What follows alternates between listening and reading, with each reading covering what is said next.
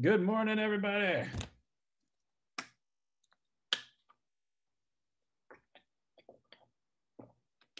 Good to see you back, Ari. Glad to be back. How you been? I've been good. I finally quit my other job so I could focus on real estate. So that was like a big thing. That's the move. That's the move. Nice, man.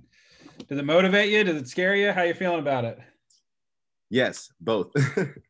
Good, good. It should be both. Like now because I'm like I don't have another option right now, so I'm like I better put like 100% into it, That's what I did eventually. I quit my job, went right into it, and just said, no safety net. Let's do it. Let's make it happen. And when you don't give yourself an option, you're surprised at what you can accomplish.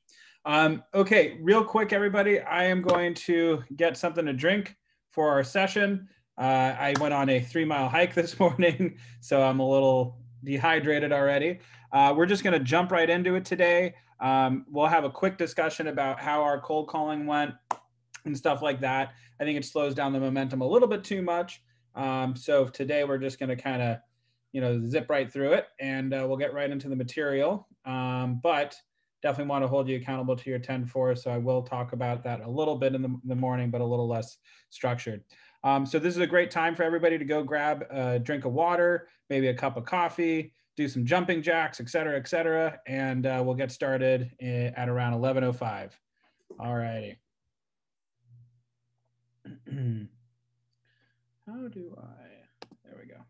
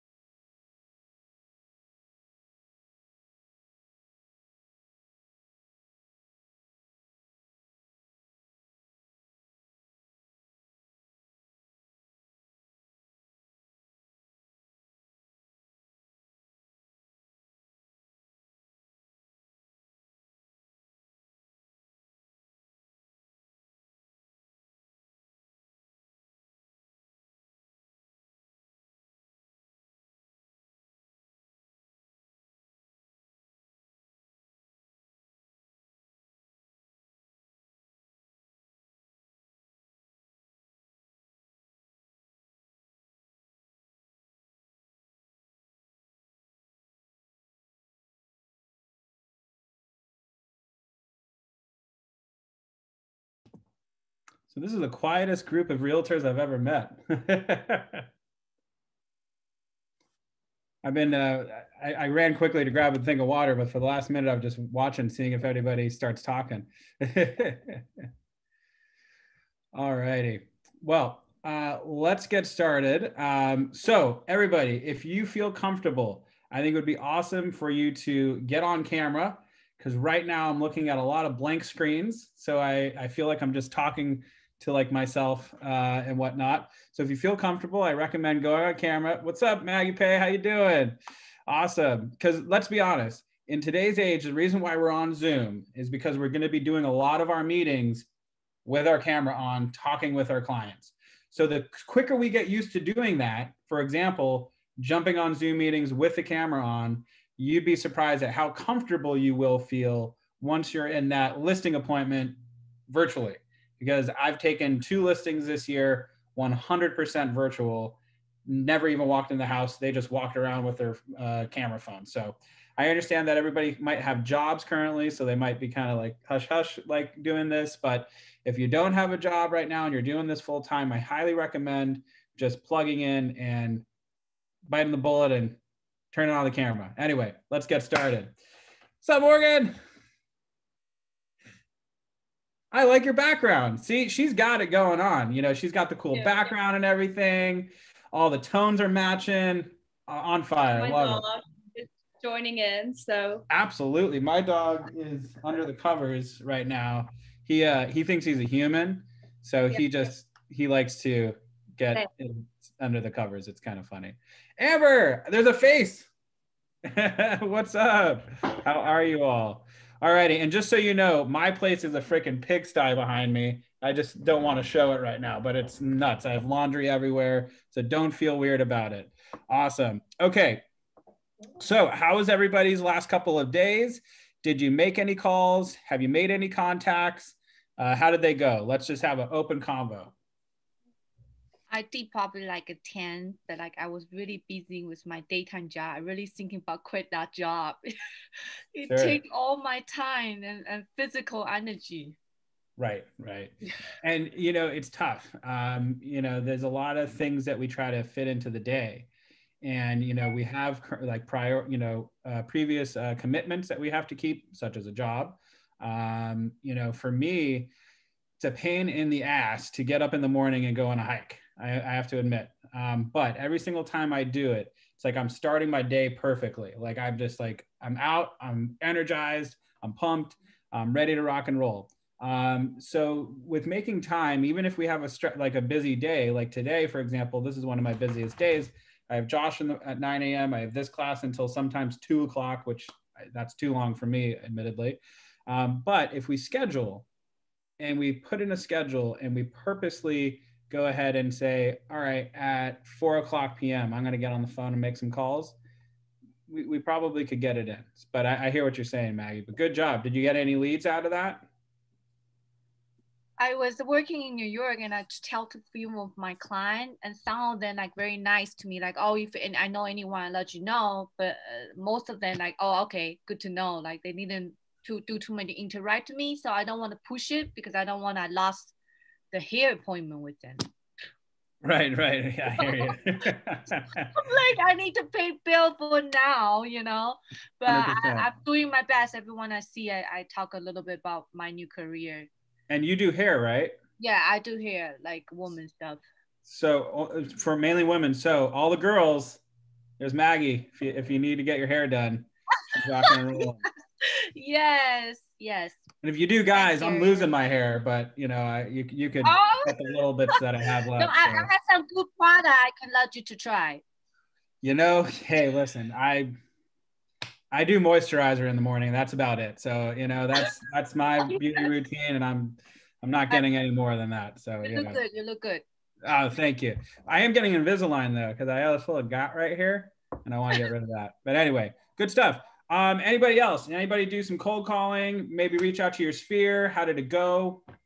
If it went bad, I want to know that especially. I reached out to a couple of people. I have a friend that's an engineer, and he has a lot of pretty popular musicians as his clients. So I figured that'd be a good one to reach out to. And I have another friend, her husband is a developer. He does a lot of stuff, Arizona, Nevada, and California. So I reached out to them as well. Nice. I love it. That's awesome. And listen, you know, even, and like what I always say is, even if they're not looking here in Los Angeles, get their info. You might be able to hook them up with somebody. And what I like to do is, listen, I'd love to interview some real estate agents. Being that I am a real estate agent, I know what to look for, and I'd love to hand you off to somebody who could really take good care of you. And then they go, well, what do you mean? And then you go something along the lines of like, well, oftentimes people just go with the top producer, but not realizing they just give it to somebody else on their team and they don't even touch it. So I'd rather go through the process of interviewing agents for you on your behalf. So I make sure you have somebody who's going to be hands-on and takes good care of you. And then that way you get a commission for doing nothing. You just hand them off. So good stuff, Amber. Awesome. How about Ari? How you been? It's been a while. I've been good. Been calling a lot.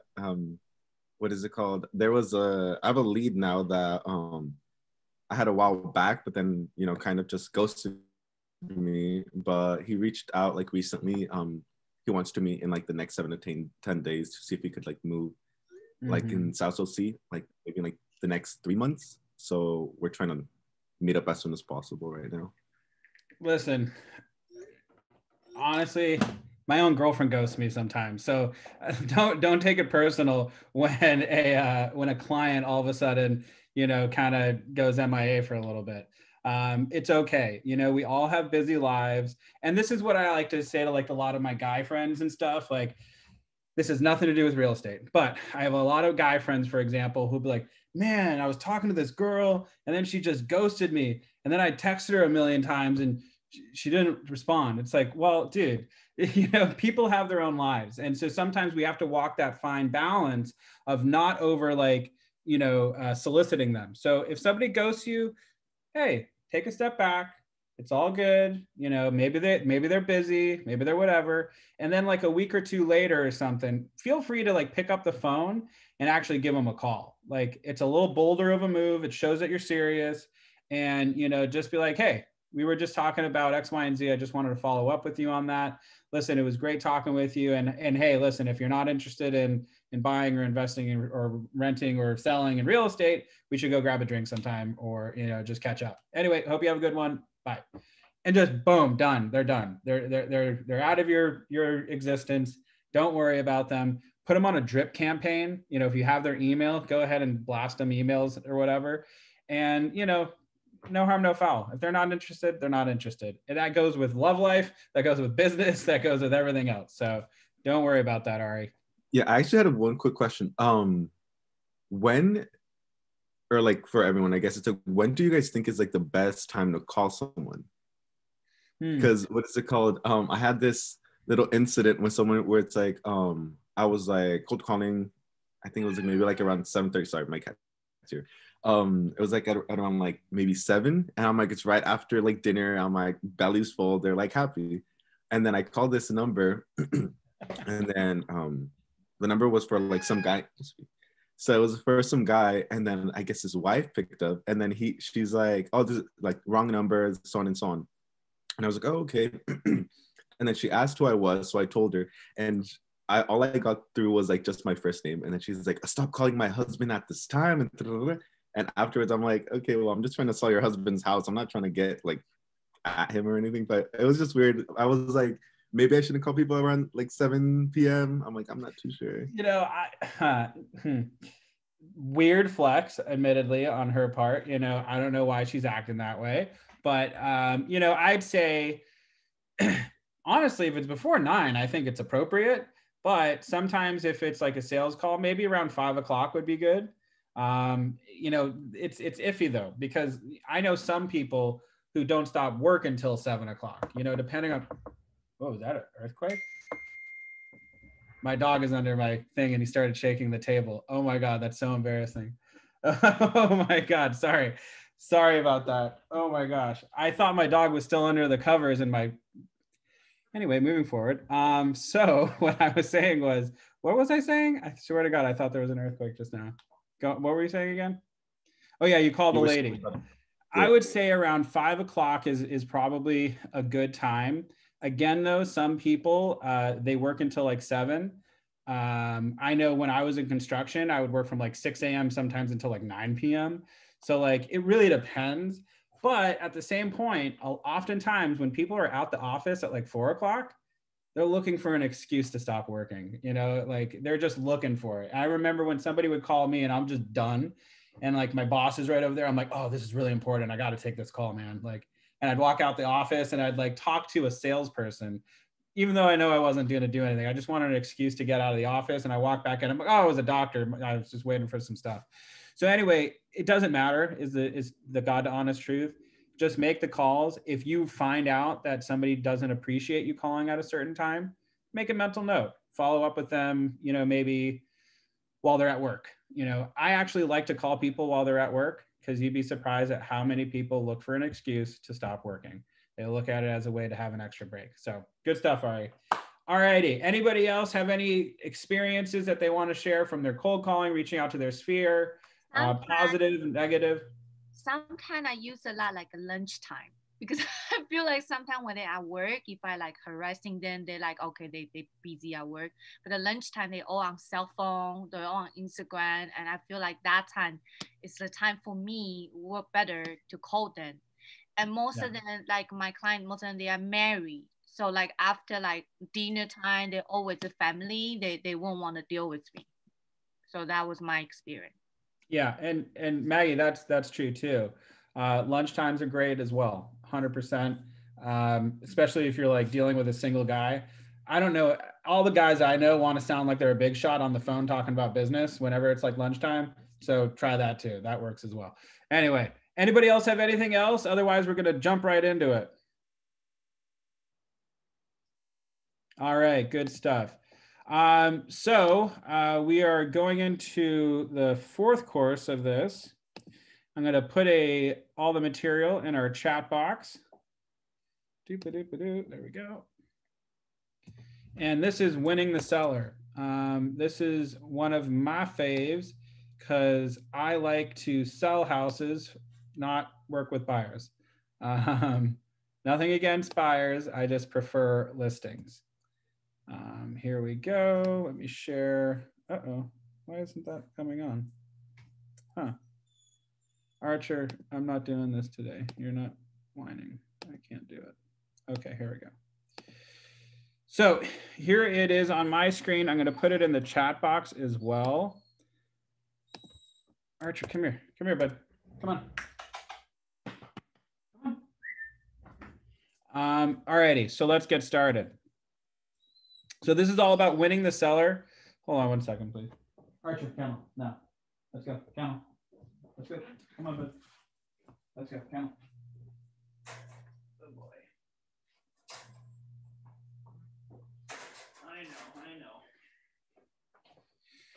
Okay, sorry about that. All righty, so obviously everybody's doing their daily 10-4. They're making their phone calls. That's great. I love it. Oh, he usually stops when he's in there, but he's going. All righty. So obviously we always like to start with some of these little scripts and dialogues, etc. This is really about the handwritten notes. So what we really want to kind of focus on is when we're doing our cold calls, when we're doing our prospecting, we want to make sure that we're hitting them at all different angles. So you want to build a system where you're consistently calling and making those contacts, but eventually you're going to want to transfer that into, drip campaigns via email, text message stuff. I have this person right now who's, I think it's from Brevity. It's a CRM system that I've been looking at. This guy has been texting me relentlessly. And honestly, I appreciate it. I'm kind of like impressed with how much this person is texting me. And obviously he's going to, once I get on the phone call with him, he's going to be like, hey, so how did you like those text messages? And I'm going to be like, oh, I know that they're a part of your CRM. He's like, exactly. That's our CRM. We're able to do that. And I get it. But the point is all of his text messages sound like very personalized. Archer, no, thank you. They all sound very personalized. Like, Jared, check this out really quickly. It's an overview of our platform. Sorry we weren't able to connect yesterday. How does today look? Here's a link to the platform. Jared, are you getting my emails and texts? Let me know when you have a time to talk. Thanks, Alex. Hi, Jared. Are you still interested in learning about Brevity? Anyway, the point is this guy's not sending me this stuff. I'm just in his system and he's just clicked go. And it's just constantly just dripping out to me. So in addition to all that, we just really want to like do one handwritten note a year, maybe for clients, and maybe call them like 3 or 4 times after the initial 8x8 touch campaign. So anyway, this is really important. So here's some of the handwritten notes. Write notes and mail them to 2 to 3 people you call to thank them for their time. So this is something that I've said a bunch of times. This is just reaffirming reaffirming it. I guess that's a word. Okay, so thank you for your taking the time to chat with me today. It was great to catch up. Blah, blah, blah, blah, blah, blah, blah. I'd love to work with you. And then also referrals. Thank you for taking the time to chat with me today. It's all pretty much the same stuff. It's just asking for something slightly different. For sale by owners, the same thing. So make sure we're taking the time to go ahead and write those notes. Has anybody written a handwritten note yet? All right. So this is your opportunity to stand out from the pack, because I promise you that is 90% of real estate agents. Nobody writes handwritten notes anymore. You know the book, what's it called? Selling Ninja or something? Sell It Like a Ninja? What's that book called? I don't know, but they're very much about promoting like handwritten notes. So when I read it every day, I made a list at the beginning of the week of people I can like send out a note to, anything handwritten, like even my kids' teachers, and one was a friend, whatever it is, and you send it out and it makes a big difference. Definitely it's effective.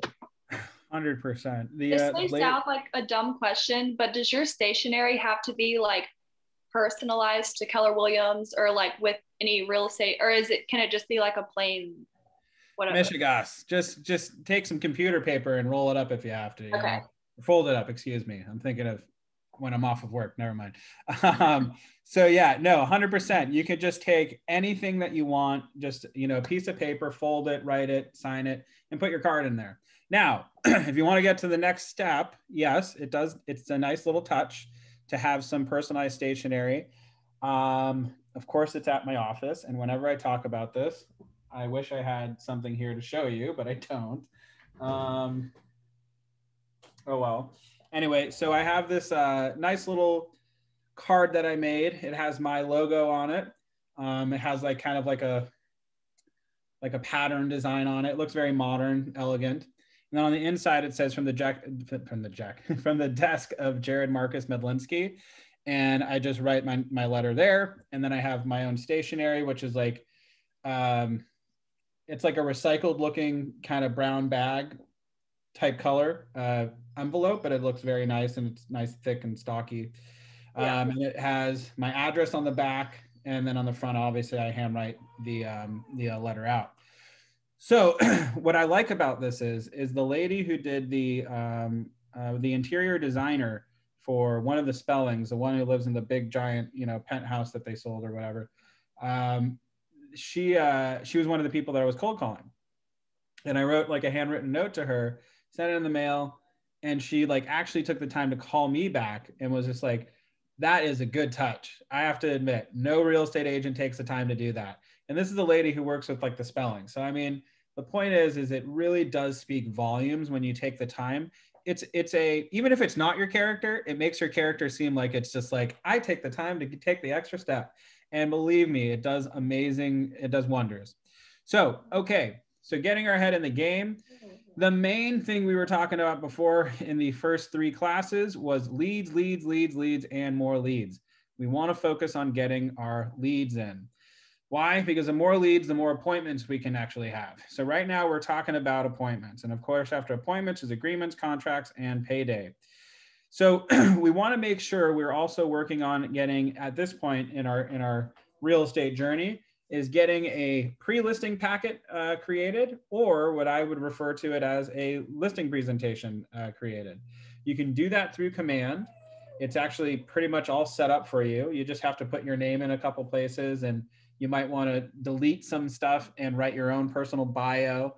But other than that, it's pretty much click and, plug in some info about you, and you're ready to go, and do a little bit of editing and making sure that you don't have something that says like best agent in Dayton, Ohio, because you might have some weird stuff in there because it's Keller Williams nationally.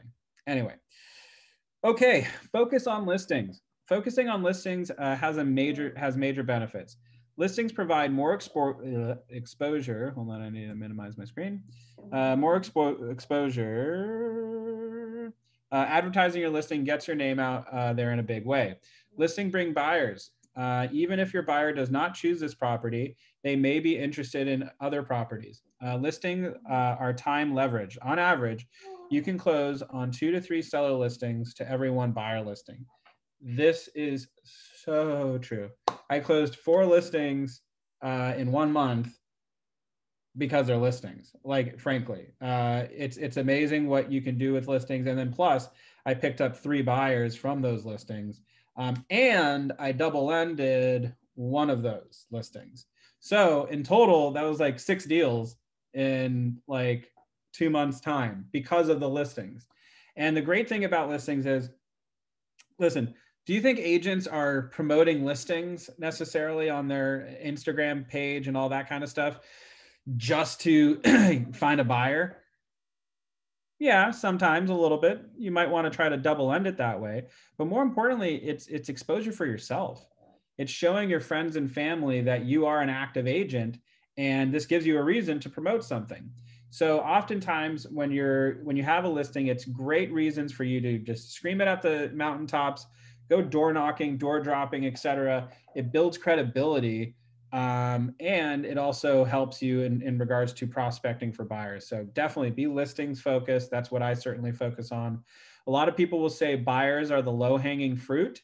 That is true, but they take a lot more work once you are signed up with them. Okay, there is a video I'm supposed to play. Oh, why does this always do this? There we go. Hold on.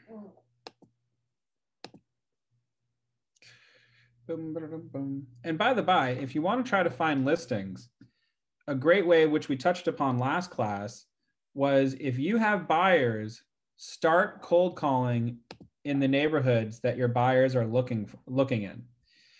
Meaning, you're going to cold call houses, and even if you're about to see these houses that are for sale in those neighborhoods, tell them that your buyer already saw them. You're cold calling, you're like, hey, Mr. Mrs., homeowner, hi, my name's Jared Medlinski, I'm with Keller Williams, Beverly Hills. Listen, I don't want to take too much of your time, but as you know, the real estate market is extremely competitive.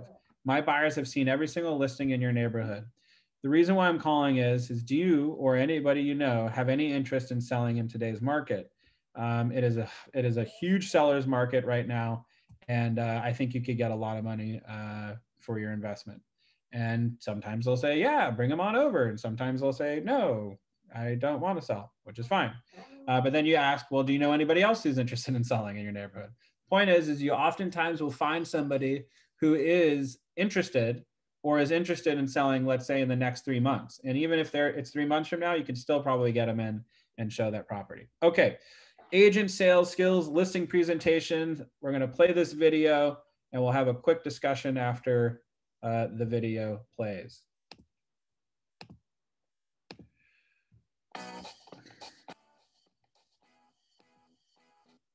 Oops. Hi, I'm Josh Bath from Vancouver, Canada. I'm with Keller Williams for 8 years and been selling real estate for 18 years. Now I'm going to walk you through my listing presentation, and it's a 3-step process. The first part is preparation, the second part is presentation, and the third part is follow-up. A lot of my listings come by way of referral and repeat. And so when the call comes in and they want me to come over and list their home, I have a conversation about what their needs are. What exactly is it you're looking to do? Are you moving up? Are you moving down? I have them tell me exactly what the reasons are that they're selling for. I get a real sense of what direction that they want to go. One of the things that we've done to make my appointment setting a little easier is we've time blocked it. We follow what Gary says. He says time block everything that you do. And we've time blocked our slots in advance for listing appointments. Every day, Monday to Friday, we have a slot available at 4 o'clock and a second slot available at 5:30. So I've got a potential of 10 listing appointments Monday to Friday. That makes my life a lot easier because I'm able to time block my lead generation first thing in the morning and not have my day so loose and scattered. So I'm trying to scramble on where to put a listing appointment. What we do now in our team is we've decided to go paperless with our evaluations, our CMAs. So instead of printing off paper, what we'll do is we'll take it on the computer and convert it to PDF, mark it up with a highlighter from there on the computer, and then create an email from that, email that package off to our client prior to going out to their home to list it. What I do when I go on a listing presentation is I meet the sellers at the door and I have them take me on a tour of the property. During that time, I'm actually asking them to tell me again, to recap again, what their motivation is for selling. So I'm getting them more comfortable about them moving out of their house is what I'm doing. That usually takes about 5 minutes. And when we're done there, we transition right over to the kitchen table. We'll talk about the market, the evaluation itself, and that in itself is about 15 minutes. Once we've agreed upon a price that we're going to list at, we'll sign a listing contract. They sign the initial 3-page contract. They sign the property disclosure statement, and they sign the working with a realtor brochure. Outside of those 3 documents, that's it. I send in my measuring company to come in and measure the home. I send in my stager who's going to contact them to come in and stage the home. And once she's done, then I send in the photographer and take the photos of the home. We always do a follow-up with them as well, just to say, how did that go? What was that experience like for you? Keeps them feeling like they're in control and very much a part of the process. And it lets them know that we're paying attention to every detail on their listing prior to it even being on the market. One of the expectations that I set with the sellers is that I phone them twice a week on purpose. So I set their expectation for me to phone them on Monday mornings with what's called the Monday morning update, where I review everything that's happened for their home over the past weekend with them. The second call that I set them up for to expect is on Fridays, and that's a Friday morning market update. And what I've set them up for is that I'm going to talk to them about any new listings that have hit the market, any expireds that have come off the market, and any solds that have actually just happened since that past week. They also know that on Friday, we're going to be talking about the numbers. Does the current list price that we're at right now still make sense in relation to the latest listings or the most current solds? They know in advance that that conversation could lead to a price reduction. And a lot of times they bring that on themselves. They say, hey, look, you know what? It looks like we might be a bit high, Josh. Should we bring it down? So it's a natural transition to a price reduction. One of the reasons I choose not to do a pre-listing package is when I'm sitting in front of them, I really want their full focus and attention. I want their attention on me, and I want to be able to ask them questions where they're giving me their full attention and not flipping through a pre-listing package. Most of their questions are going to come straight from their gut, and that's really what I'm looking for. I'm Josh Bath, and I just shared my listing presentation with you, and I wish you all the best with yours. Nice. So what are some aha moments from that video? There's a lot of nuggets of gold in there. I really like I'm sorry. Yeah, go for it. I really like the last part that he said he doesn't flip through the listing packages. I know, like, for my personality, if I was on, the seller's end, I work much better like that. Just having, like, face-to-face conversation, really seeing if I click with the person or not. And papers, sometimes, like, in a sense, it's nice to have it. And maybe at the end of the meeting, you can give it to them just so they can flip through it and they see you're, like, professional, you're prepared. But the initial thing should be about the connection and the conversation. So I like that part. I mean, one thing that I do in almost every single listing presentation is I didn't even know I was doing it, but I do exactly what he says. Is I send them the listing presentation ahead of time so they can kind of review it. I will come with, like, some copies. I'll have, like, 2 copies for them to review and just kind of hold on to, because it kind of helps for people, just like they're fidgety, so they want to hold on to something. But frankly, when I'm going through the listing presentation, I know it in and out already. I kind of use it just almost as a script for cold calling. Just like, if I need to, I know where I can, get back into, like, what we need to talk about. But for the most part, I kind of want to hear what they're talking about. What are their concerns? And I really want to connect with them to be able to discuss with them, like, so, and plus, if they've met with any other listing agents, hey, so have you met with other agents? Great. What have they been talking about? What are your concerns with them? Never badmouth another agent, by the way. Always be like, oh, they're great. Yeah. Know them totally, even if you don't. I'm just like, oh yeah, they're awesome. I think we differ a little bit. What did they say that they were going to be able to provide for you? And then, they'll talk about print advertising. They'll talk about this, and they'll go through all the different stuff. And that way you're able to identify, okay, I don't need to talk about this. I don't need to talk about that. I don't need to talk about that, because you're already going to do all of that. And so once you get to that point, it's great. So awesome. I'm going to do all of that. But does that agent have artificial intelligence that does search engine optimize internet marketing? Oh, they don't. Well, I do. And let me explain that a little bit further. And then, I go into, like, how if a roll of toilet paper on Amazon has sophisticated marketing that, it'll come up on a little sidebar and, go, hey, buy me. Shouldn't your house also have that type of marketing too? Absolutely. And, it's making a little joke about it. And then we get into how we differ, the opportunities that I can present, or the value that I can bring to the table. And more importantly, like what Batya said, is it's connecting with the other individual. So good stuff. Anything else that stuck out for that? Yeah, they also have, he said that he has specific times blocked out just for listing appointments. So when he's speaking to potential sellers, he can say like, hey, these are the times that I'm available, and it's definitive. He doesn't have to, go digging around to see what is available. Right. Absolutely. And that goes back to time management and time blocking. And this is super crucial for just the full-time agent, and then also the person who's still in their previous job, who's transitioning to becoming an agent. If you're able to time block and you're able to set specific times throughout the day that you're available to do some deep work in cold calling, to do some deep work in with your listing presentations, make sure you have that scheduled and on the books. Even if you don't yet, just know that you have that time set aside for whatever you need to do. So very, very good.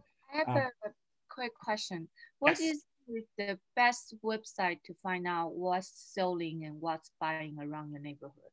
So we have this thing called the multiple listing service that all real estate agents use. And by using that, that's the best source of information.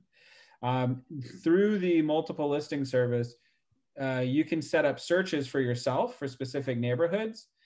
You could also set up hot sheets, which basically just tell you what's sold, what's on the market, what's this, what's that.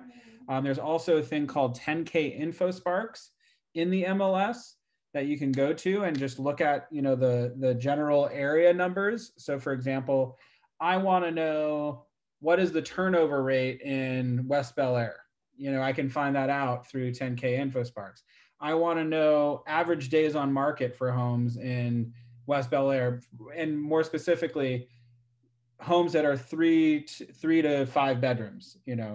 I can get very, very specific, or I can be very, very broad and general. And that's something that's really cool about 10K InfoSparks in the MLS. They changed it recently. It's called something else now, but the function more or less is the same. I highly recommend everybody do an MLS class. So if you're with the MLS or CLAW, the combined Los Angeles and West Side MLS, they have classes weekly, and I highly recommend just signing up for it and taking a refresher, because it'll teach you how to navigate the MLS, very important things that you need to do, how to save searches, all that fun stuff. So highly recommend it. And for the people who don't have their license yet, that's the first thing you should do once you become licensed, is take some MLS classes so you know how to navigate through it. Now, admittedly, our clients are going to use Redfin, they're going to use Zillow, they're going to use whatever, and that's fine. If that's what they like to use, that's totally okay. But the information that we want to go off of, which is the most pertinent and reliable information, is the MLS. So I hope that helps. Thank you. Totally. Totes McGee. I have a question. Yes, I have an answer. Okay. It's kind of in regards to the MLS thing. So when I joined Keller Williams VIP in Santa Clarita, they had me sign up for ChrisNet MLS. And it's like, it's an MLS, but it's so not the same. Yeah. So I think mine is up in April. So then do I join CLAW or the MLS? Like which ones? Yeah, so it's CLAW and the MLS are one and the same kind of. Gets a little confusing. But yes, I highly recommend using the combined one, mainly just because you have all the information from West LA and the Valley. So that includes ChrisNet. And I love it. I think it's a little bit better. Frankly, I hate that whenever you're with the ChrisNet, it has like this little like thumbnail picture in the bottom right-hand corner that says ChrisNet. It almost like makes you seem like a cheaper agent. I'm kidding. No insult to anybody in the Valley who's part of the ChrisNet. Listen, if that's the area you're working in, it makes sense to use that one. It does. If you're mainly going to be working in Santa Clarita, the Northridge, West Hills, all the way down to Studio City, et cetera, it does make sense for you to be a part of that MLS. Mainly just because agents are kind of funky.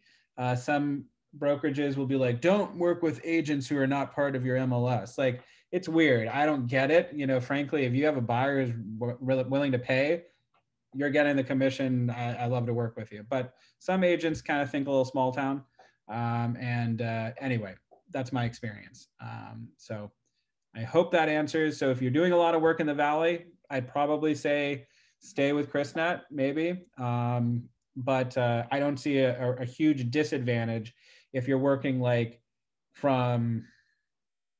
if you're like mainly working in like Studio City, Sherman Oaks, I don't know, Encino, et cetera, like that, and also doing some stuff in the West Side, I'd say it would make sense to join the combined Los Angeles West Side Association of Realtors and the MLS. So hope that helps. A little confusing, but yeah.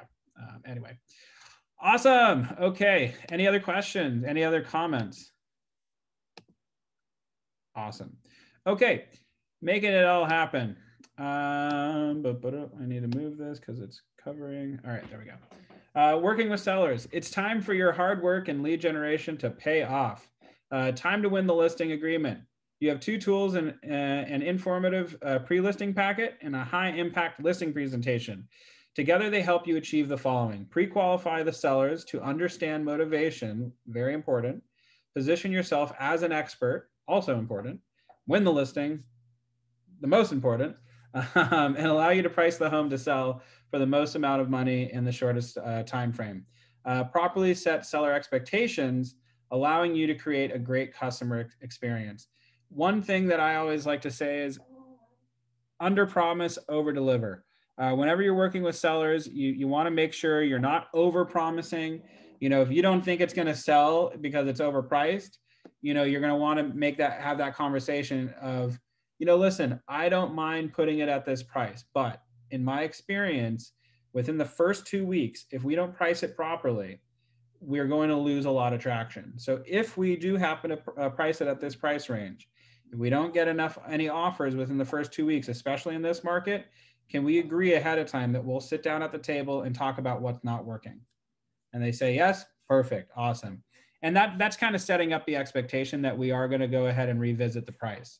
Now, before I even get into that point of the conversation, I'm going to talk with them about, and we're going to get into this a little bit later, about why it's advantageous for the seller to slightly, maybe 5 to 10% underprice the listing. And we'll get into that a little bit later. Okay. So when we're pre-qualifying a seller, we want to get some information, especially if this is coming off of a cold call or something like that, where we're not like personally like BFF with them. We're going to want to get their seller's name, their address, their phone number. We're going to set the appointment date and time and location.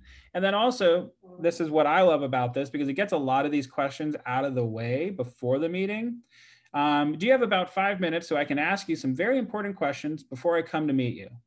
All right. And these are the questions. And you might even make a joke in saying, and I know that these questions might seem small, but it's the little things that really make a winning, you know, combination. And then plus it makes them feel like you really care, especially before you meet with them. Because I promise you, not every single agent is going to do this. Okay. How did you hear about me? Great. When are you moving? What's motivating you to move there? How soon do you need to be there? If we sell your home in the next 30 days, will that pose a problem for you? If yes, what would that problem be? What would happen if your home did not sell? How much do you want to list your home for? Boom, that's a big one. And it's very purposeful that's you know, in the middle down towards 7. How much do you owe on the property? I'll be sending you a packet of information. Will you take a few minutes to review it before we meet? Do you have any questions for me before we meet? Will all decisions maker be there when we meet? This is very important because if they're not, you might want to reschedule for when everybody can be there.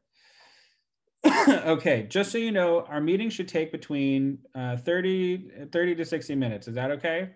Great. I look forward to meeting with you on date and time. Awesome. Now, why is it so important to get some of these questions out of the way? Or ahead of time so you well, I'm giving away the answer. But why is it so important to have these questions?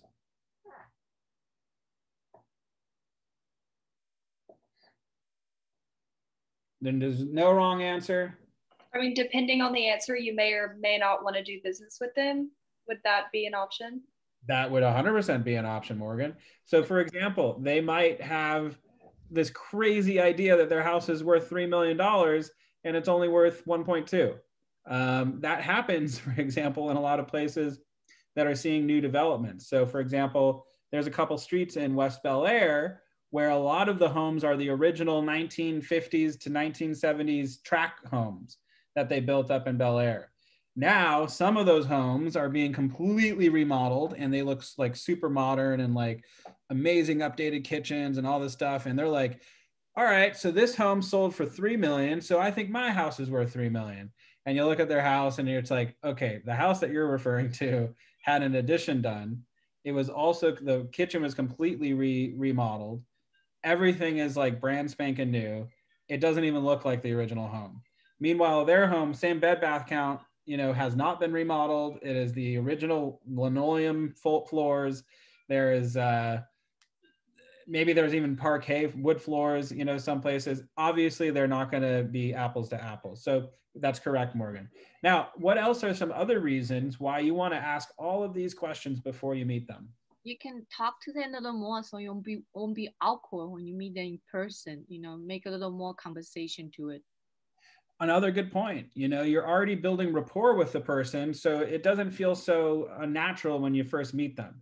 Like there's a huge difference between, oh, you want to meet? Okay, great. Does 3 o'clock today work? Oh, it does? Okay, I'll see you then. Bye. Oh, shoot. I just hung up the phone. Okay, well, I got the address and all right, I'll talk with him when I see him. Versus, great, that's awesome. I'm so happy we're going to be able to meet at 3 o'clock. So before we meet though, I just want to ask you a few questions ahead of time. And then it builds rapport and then you get that. Now, why else would you want to ask these questions? There's one thing that I'm really looking for. Something like in addition to, I guess, managing their expectations, like you mentioned, it's also managing your own expectations. So for example, if you know that the seller needs to sell because they want to move to Nevada in a month or two, that's something that you have to keep in mind, because you're going to handle a seller who wants to leave sooner very different than a seller that maybe says, oh, well, I want to leave like in a year. Like, I think it's going to take me a year to sell this house. Interesting. So it's almost like knowledge is, what's that saying? Knowledge is power. Power. Oh my gosh, damn. Took the word right out of my mouth. I'm having a brain fart today. But yes, knowledge is power. When you're able to walk into this meeting and already know their motivation to sell, you already know that they need to move to another place. You already know that they are, you know, either overpriced or underpriced or priced just right. All of this information is just more ammo for you to walk in there just knowing all this stuff. So for example, do you think you know what your house is worth? That is such a powerful question to ask. Will all the decisions makers be there? Now you know. Now you found out that there's, you know, a husband or a wife that needs to be there. What would happen if your home did not sell? They would take it off the market, or they would just start renting it out. You know, there's all these questions have nuggets of gold attached to them. So by knowing these ahead of time, you can tailor your listing presentation to fit.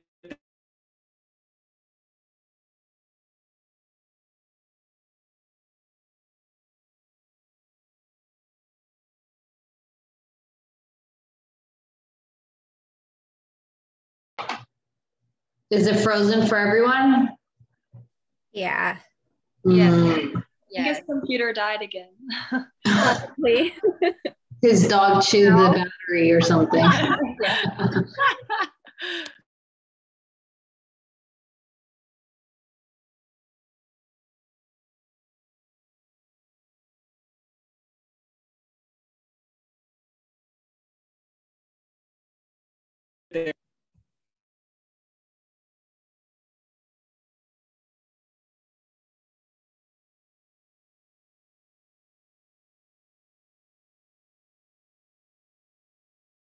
Are we up and running?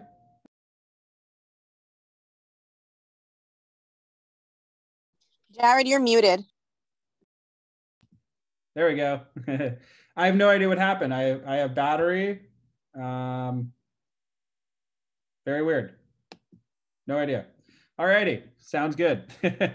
So anyway, knowledge is power, and it allows us to manage our expectations and set up our listing appointment so we can best serve this potential client. Okay, so moving on down. So we're going to go over the pre-listing packet. Admittedly, I don't really particularly use a very robust pre-listing packet.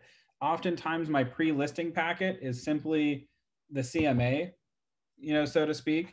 They want to know like what's what, how much, things are worth. And actually, I don't tell them how much it's worth through the CMA at first. What I like to do is withhold that information for the meeting, but I want them to review the other homes that have sold in their neighborhood before I meet with them, just so we can kind of manage some of the expectations. But here's what the pre-listing packet is. The pre-listing materials are specifically designed to build sellers' confidence in you and to answer their questions and objections in advance of your presentation, saving time. A strong pre-listing packet will make the consultation experience smoother and probably shorter than it otherwise would be.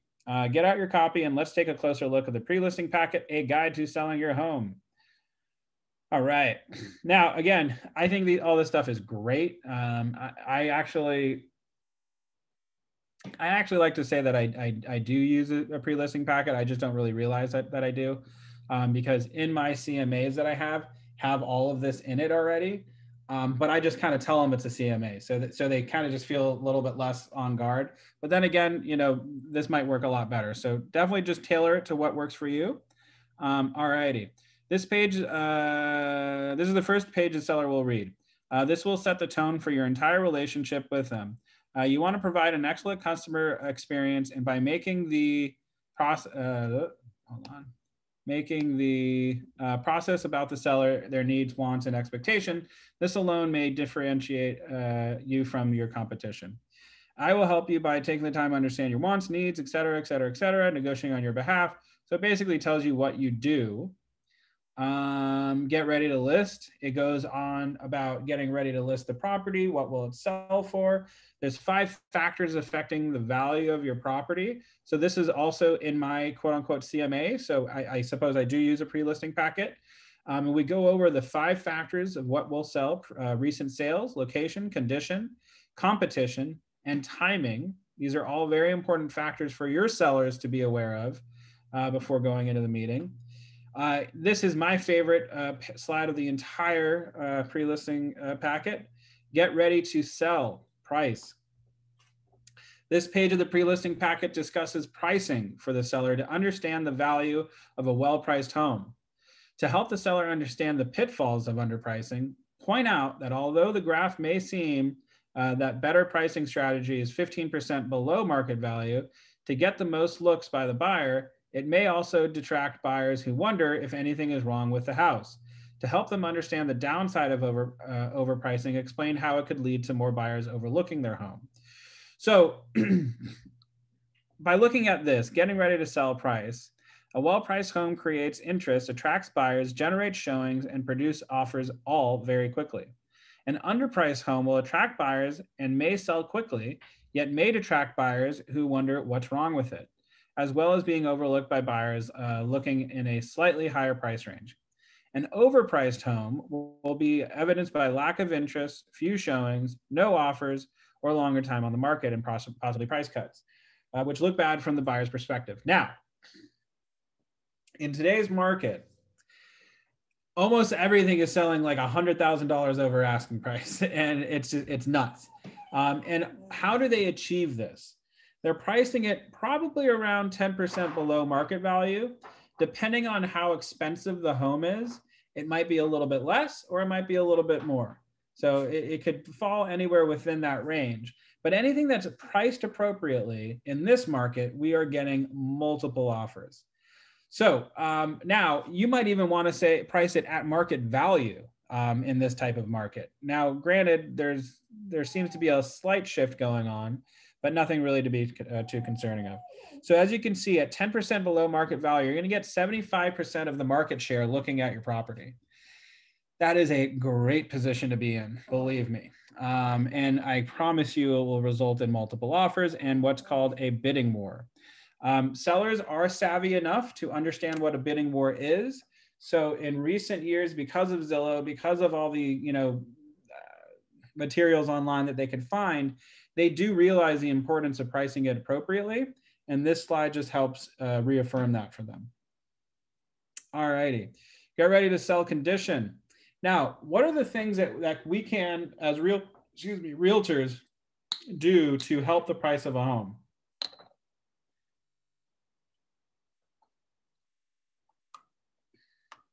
Good photography.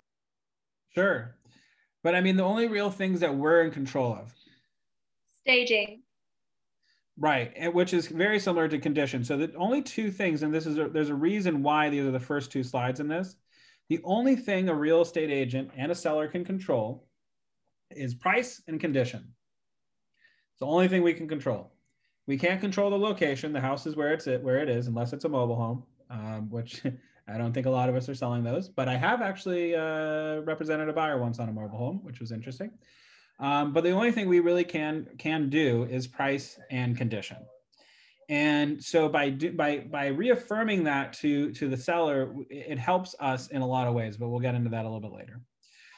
So getting ready to sell condition. You don't get a second chance to make a first impression. This is huge. Most buyers make a decision about the property they see within the first 15 seconds of entering the home. Homes in great condition attract more interest and offers and tend to sell for more than homes in less than great condition. Staging makes a difference.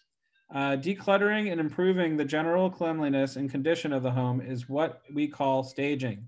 When a seller stages their home, one or two things happen. The home becomes more valuable than the other comparable properties in the price range. The more buyers become interested and make offers, allowing you to sell faster and for more money. Stand out from the crowd. Start at the curb of your house, notice any maintenance or landscaping issues, chipped front door, paint, blah, blah, blah, blah, blah, all that kind of stuff. So the point is we want to survey the home and see what cosmetic upgrades we can do to help improve the price. Okay, questions for the seller. Real quick, if I could have somebody read questions for the seller to the class, and then questions for you, and then you just kind of go over this, that'd be awesome. I'm getting a phone call on my other line, so I want to they 3 calls in a row. I just want to see what's going on. If I could have somebody want to raise their hand and do it. I can read it. Thank you, Amber. You're awesome. So yeah, questions for the seller, and just read down to the bottom of the page. Okay. Your answers to these questions will guide me in how best to serve you. We'll discuss them when we meet. Number 1, what is the most important thing you are looking for in your listing agent? Number 2, what prior real estate transaction experiences have you had?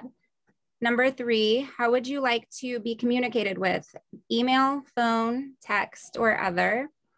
Number 4, how frequently would you like an update on marketing? Weekly, twice a month, after each showing, or other?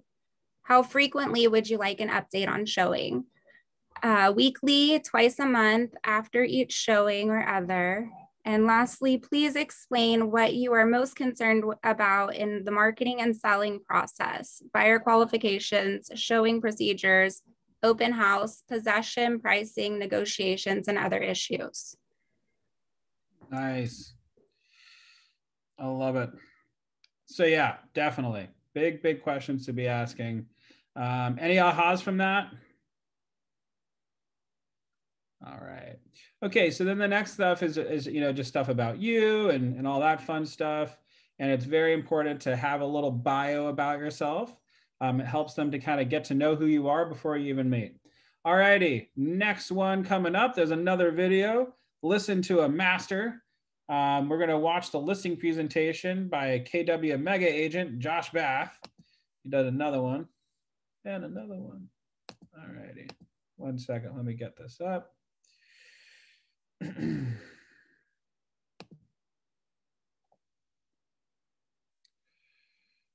Okay. All righty.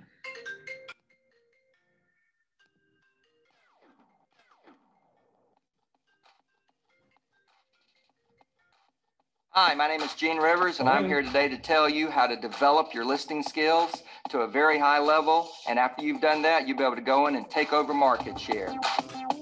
Number one, the best source for listing leads is from your sphere and past client list. The fact is, the people you know the people that are going to be moving, whether it's at church, school, work, friends, relatives.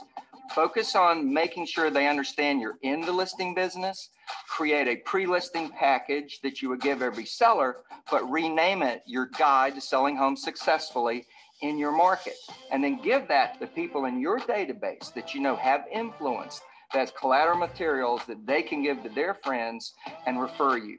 Step two, focus on an area, product, or price range. When you develop mastery of a product or an area, you will much more quickly succeed in those areas. And in that area or in that product or price range, focus on the FSBOs in that area, the expireds in that area, door knock in that area, geographic farm in that area, and I'm talking a fairly tight area, so that the people in that area will really, really identify with you as someone who can help them sell property for top dollar with low hassle in a short amount of time. Now we're at number three. Everyone today that's looking at hiring an agent, whether it's a referral, even a past client, or a stranger who's gotten your name somehow, they're going to check you out on the web. So you need to make sure that your website is competent, that you've got basic, powerful content in there, and specifically that on the landing page, the very opening page, there is a direct offering to a seller. Find out what your home is worth, get a guide to selling your home. But if you don't do that, you're going to miss opportunities, because people will get your name, check your website out, and go, I don't think so. I've seen a lot better sites. Fix your website with a database that you are working on a consistent basis, and with a tight focus. You build your reputation. If you're visible, you will find you will take over more and more listings, and in a very short amount of time, in 12 to 24 months, you will own that market. That's how you take market share. Nice. So what is one thing we can say about this gentleman? He is purposeful. He knows exactly what he's going after, and he's doing it. So what are some things that stood out from that video that we can focus on to try to get more listings?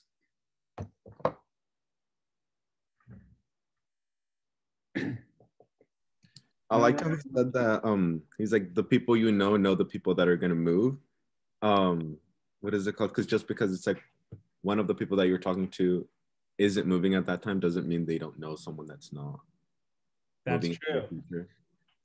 100%. You know, whenever we're talking to, you know, our sphere or a geographic farm or whatever, they may not be moving or buying or anything, but they probably know somebody who is. And you want to make sure you're talking with them and letting them know that, hey, I sell houses. So if you need to sell your house, give me a call. So they're very, very important. Another thing that he's talking about is basically circle prospecting. So if you have a listing, you're marketing that area like crazy. You're cold calling in it. You are inviting them over to your listing. Another great reason to cold call is when you have a listing, is you have a reason to call the neighborhood. You know, you want to introduce yourself. Hey, my name's Jared. I just want to introduce myself. We have a new listing at blah, blah, blah, blah, blah, Main Street. Hey, listen, I just want to take the time and invite all the neighbors in the area to come by and take a look. Oh, well, we're not buying. Well, I understand that you're not buying, but 80% of people who move to a specific neighborhood already know somebody who lived there. So just on the off chance that maybe you know somebody who wants to move to the area, I'd love for you to come by and take a look at the house. And also just we have snacks and hors d'oeuvres and fun stuff. So if you like that. Yes. When you say if you have a certain listing and you want to call in the area, how exactly do you get each house's contact information? Boom. Question, answer would be title is a great option. They have a title toolbox thing that if you work with, for example, Lauren Goldman, his assistant or protege, Alyssa, she is able to assist you with getting what's called the title toolbox, and you can find numbers that way. That's one way you can do it, and you can get it on a spreadsheet and just call. That's the cheap one. I think it's only like a couple cents per record. So it comes out fairly cost effective. Now, the one that I like to use, just because it's easy to use is Mojo. I have a dialer, which is called the Mojo dialer. And I have 3 lines that call simultaneously until somebody picks up. So that way I'm utilizing my time very, very well. It has some cool features that, let's say 2 people pick up almost at the same time. The millisecond before the other one, I'll talk with them, and the other person just gets like a little message that goes, "Oh, I'm so sorry, let me call you right back." And then it hangs up on the line automatically. So it sounds like I'm like, "Oh shoot, I need to call you back." And so then once I'm done with the person on this phone, it'll automatically call that person right back. So that's why I love the Mojo dialer. It makes a lot of sense of utilizing your time. Plus, there's a neighborhood search function in the Mojo dialer that's for $40 a month extra. You can basically map out an area, draw like a little circle around it, or make like a whatever shape you want around a specific area. Maybe you want specific streets and don't want others. And you can cold call that way, and you'll just click get farm and you'll get all the numbers, and it automatically imports into your dialer. Now, here's the issue with the Mojo dialer. It costs money. So I think it's like about $300 a month to get the 3-line dialer plus the neighborhood search, and maybe you might want to do a FSBO search thing as well. For a brand new agent, I would recommend maybe just doing the neighborhood search and getting the phone numbers and just calling off of that just manually. So it's only $40 a month for you. Or if you really want to kind of, you like a very smooth kind of system, you can get a single line dialer through them, which is much cheaper. And you could utilize that. I think that comes out to like $150 a month. But again, I like to strongly recommend not spending any money in your first, until you're closing at least, a couple deals a year. Because that way you're not spending money out of pocket. You're using, funds from a recent sale to help fund your marketing and your prospecting and all that kind of stuff. So again, what I really like to focus on at first for all of us is our sphere of influence for general, lead generation. Once you have something, real, and you want to like branch out and do some cold calling, I would recommend trying the Title Toolbox. It's a little more work, but it's cheaper. I would recommend just doing the neighborhood search. Yes, you have to manually dial all those numbers, but again, it's cheaper.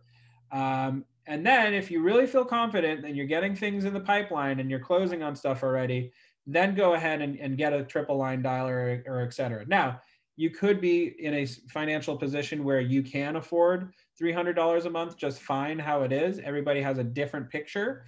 If you feel that you can do that, I do recommend the Mojo dialer. It's a very, very good system if you're going to be on the phones constantly calling. The issue is if you have a bad month and you're not using it, that's $300 out of your pocket for, just for having it. So make sure if you're going to use it, it makes sense. But if you're not going to use it, just manually call. Does that help, Morgan? Dope. Yeah, perfect. Thank you. Awesome. Cool. All righty, let's get down into this. All righty, listing appointment. Once you have confirmed the appointment, pre-qualify the seller and sent the pre-listing package, follow with these steps in the listing appointment process. You want to greet them. Hi, I'm Jared. I was the guy you're talking to on the phone. Walk through the home. Make sure that they are walking you through the home. You want them to do this because whenever we are walking through a home, we can find things throughout the house that we can use as a rapport builder. So for example, I have a fishing pole. I don't go fishing often. But if all of a sudden I saw this big, fishing picture of, the husband and wife in Florida, on a fishing trip, I might say, "Oh, do you two go fishing?" I'm looking for little things. Maybe I see that the wife has, whatever, has some shoes that I'm familiar with. Oh, my girlfriend has those same shoes. Oh my gosh, she loves them, blah, blah, blah, blah, blah. Or I noticed that the guy or the girl has, hiking shoes. And I'm like, oh, wow, you go hiking too? Yeah, I go backpacking and hiking all the time. The point is I want them to lead me through the house so I can get to know who they are and what their environment is. you know, somebody's house tells a lot about them, and you're able to kind of pick up on certain things. And then plus, you know, they're gonna do these little things. They're gonna show you areas that they're really proud of. And then you're able to use those things as like, and for example, you have a lovely blah, blah, blah, blah, blah, blah, blah. That's, and a lot of buyers love that kind of stuff. So point is you want them to show you around the house. Anyway, the listing presentation, you're gonna wanna have a comparable market analysis, a CMA. You wanna close for the listing agreement, and then you gotta get on to the next steps. The CMA is very important. Again, I do not have on the copy that I give out to them the price that I suggest. I don't want them to know that yet. I want to know that for myself, and then we'll get into a conversation about pricing together, and I'll go over that in a little bit. But let's go through these things first. Greet, entering and touring the home is a key moment that can be emotional and exciting. Greet the seller warmly and thank them for the privilege of the opportunity. Thank you for inviting me here to apply for the job of getting your home sold. That's a great script right there. Alrighty, walk through the home. The kitchen table is the best place for a presentation because it is there the sellers are most relaxed and friendly. Whenever you, guys, this one's for you, and maybe some girls. When you're going on your prom date and you walk into the house and the husband and wife are sitting in the living room and your date is getting ready upstairs. And they go, well, hello, Jared, please sit down and have a seat. And where do they have you sit down? The living room. It's an interrogation room. It's not the living room. They just want to, like, you know, pick you apart, and that's where they feel very powerful, the living room. You don't want that.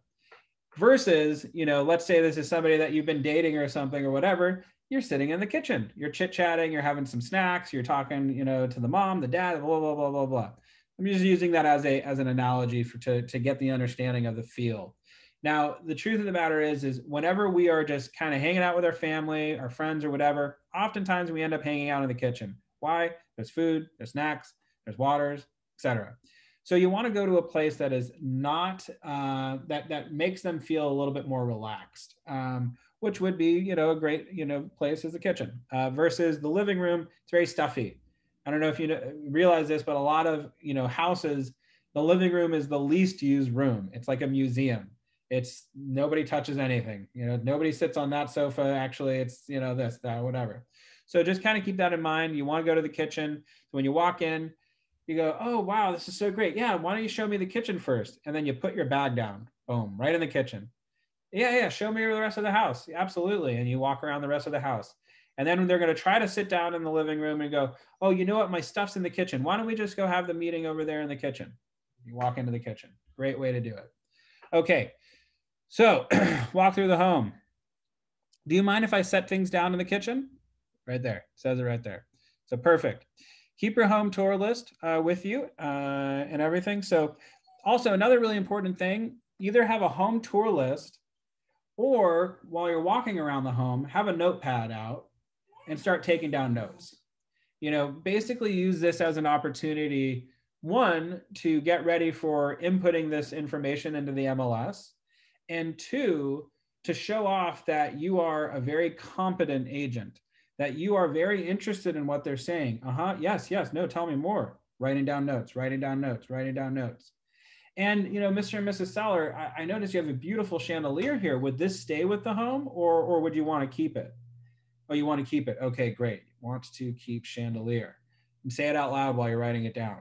In fact, sometimes, and this is what one of the owner of Rodeo Realty is named Sid Leibovich. He actually takes the listing agreement out. And that's where he's taking his notes because he wants to get them comfortable with seeing the listing agreement. Yeah, here it is. Just a piece of paper. Oh, what are you writing on? Oh, this is the listing agreement. So if for example, something is staying with the house or going or not staying with the house, I want to make sure I mark it down right now. Get them used to seeing it. It's all good. Treat it like it's no big deal. It's not the elephant in the room. It's just it's a pink unicorn. It's friendly. Anyway, listing presentation. We want to create a great impression to build the seller's confidence in you as their real estate agent of choice to get their home sold. You want to share your price recommendation. the initial list price for their property. One that's designed to get their home sold in the shortest amount of time and for the most money possible. Set expectations for how you will market the home and work with the sellers. Next, you will review the entire listing presentation. You will go page by page to learn the materials in order to provide a valuable customer experience. Eventually, you will memorize the entire presentation and its related scripts. This will be crucial for your success as a listing agent, as many before you have found. Yes, it is so true. Very, very important. When it is time to go on the listing presentation, you will give the customer the version without your notes. Very important. And you may use your version with scripts as a guide until you have it memorized. 1 second, I'm gonna let my dog out because he's going nuts. 1 moment, please. Come on, bud. You go hang out in the living room. Go, go, go, go, go, go, go. Okay. So, one thing that I like to do, now that I've memorized my listing presentation, I basically use it as kind of like a script for cold calling. And whenever I'm on the listing presentation, I'm just kind of like, they have a copy, I have a copy.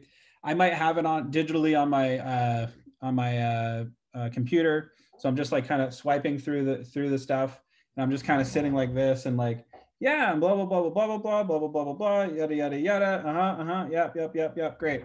And I'm just kind of using it as a placeholder. So we're going through the listing presentation. I'm just flipping the pages and I'm talking about what's on that page. I'm not reading it. I'm like, and this is when we market your home. Like I've already done that practice ahead of time.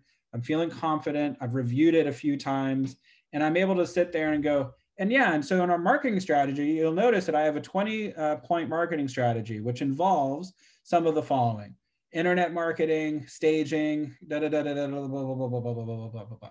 And I just kind of touch upon a couple of the points, and then I'll ask them, "Is there anything on here that stands out to you?" And then they'll say, "Oh, I really want to work with an agent who is really proficient in online marketing or whatever." Boom! Now you have a place to touch upon a little bit deeper. You can discuss how here at Keller Williams we have our own command internalized system, which allows you to do Facebook ads, Instagram ads, search engine optimized, Google ads, stuff like that. And you can really touch upon those things. So the point is make sure you know your listing presentation and get into it very, very deeply and kind of use it as a guide and a conversation piece. Don't really necessarily read it, so to speak. If you need to, though, that's okay. It's better to read off of a script than not know the script at all. So, all righty. So the next few slides is really just going over the listing presentation. Everybody has a copy of this in the chat box. Let me put it in one more time in case somebody came on a little late. So if you need this, I just put it in the chat box. But essentially, this is it. And we'll go over this really quickly, and we won't spend too much time on it because you can go over it yourself. So obviously, it goes to a guide for selling your home. It has the goals for the day, what you're going to discuss. You want to uncover and prioritize the seller needs. Remember, the listing consultation is about them and their needs, not about you. You are there to ask questions and listen to answers. Some rules for communication: ask lots of questions, listen more than you talk, affirm their responses with "great, that's wonderful, yes, I agree." Don't assume they already know something. They understand, or that they understand what you've told them, or they're done expressing their opinions or feelings. Ask for more clarification. One of my favorite things that I like to say, no worries, everybody. By the by, if you have another call or something that you need to get on or whatever, feel free to just jump off, because whenever I see like a chat thing, I'm like, oh, is there a question or something? But if you just got to go, don't worry about it. Okay, but thank you though. Alrighty, where am I? I forgot where I was. Okay, alrighty. Okay, it's all about you. Why are you moving? Again, this is going over those questions that we already asked them ahead of time. We're getting some additional clarification. But oh yeah, one of the things that I really like to say to somebody is, this may get redundant. If you feel like I'm being redundant, it's just because I want to make sure I understand your motivation. And that really, for some reason, I noticed like this like look on the sellers' faces that just goes, oh, you care.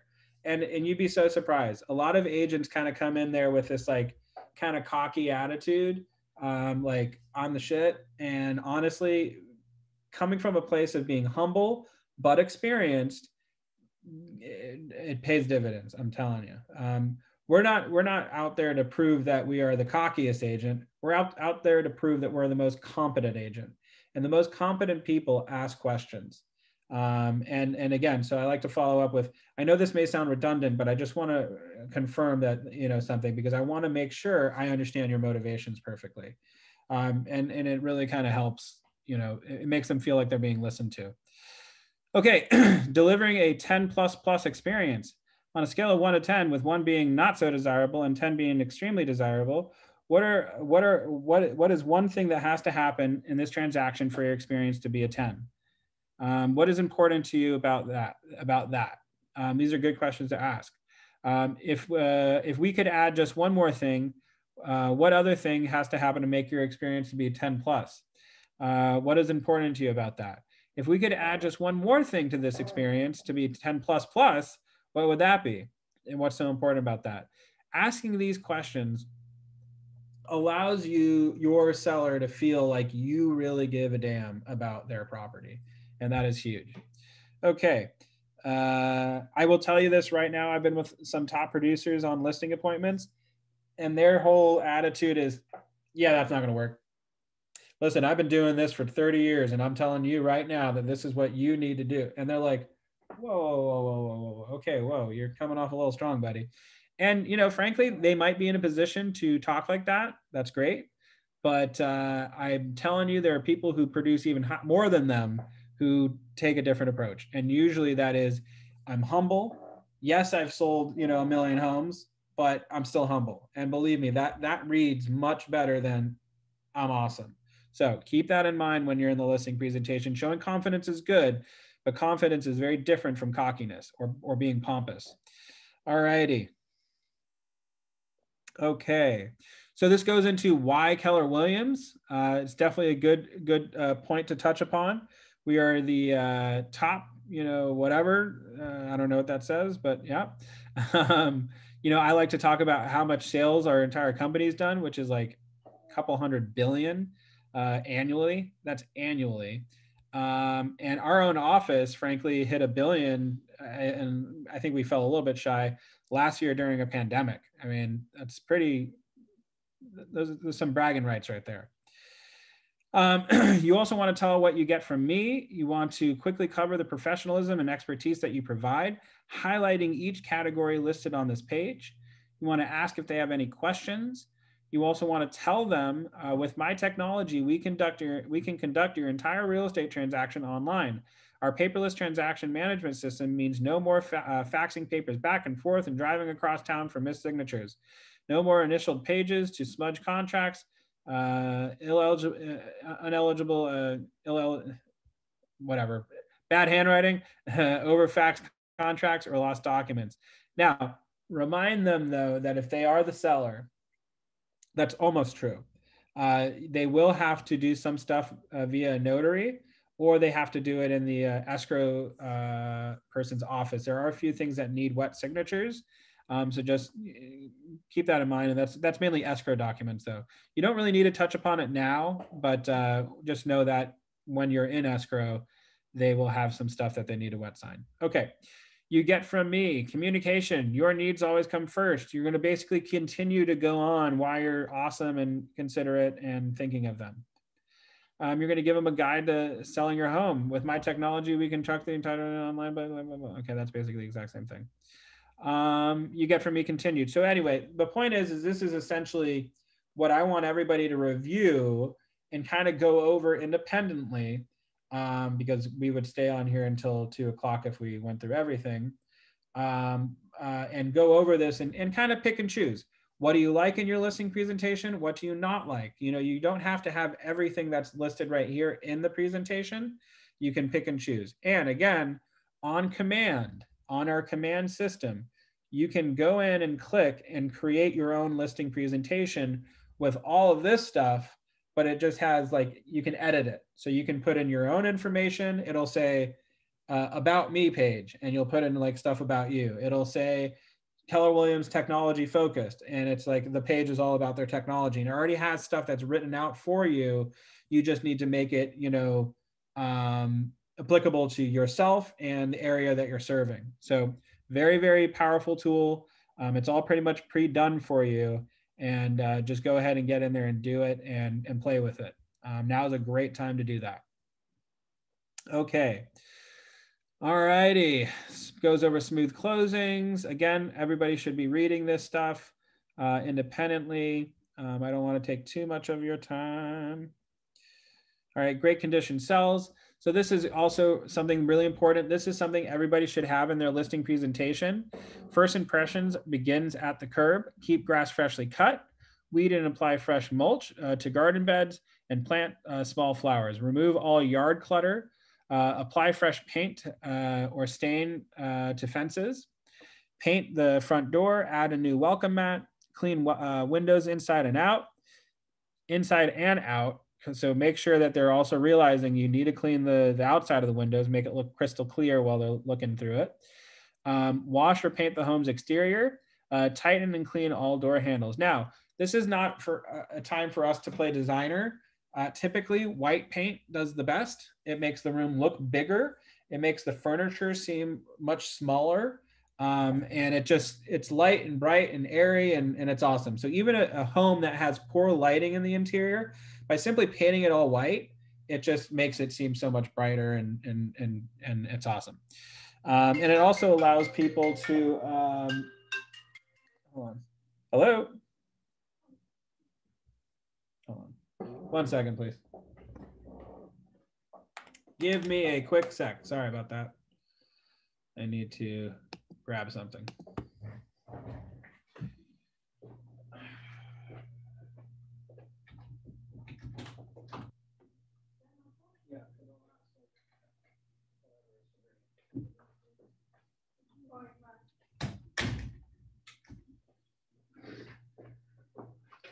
All right, sorry about that.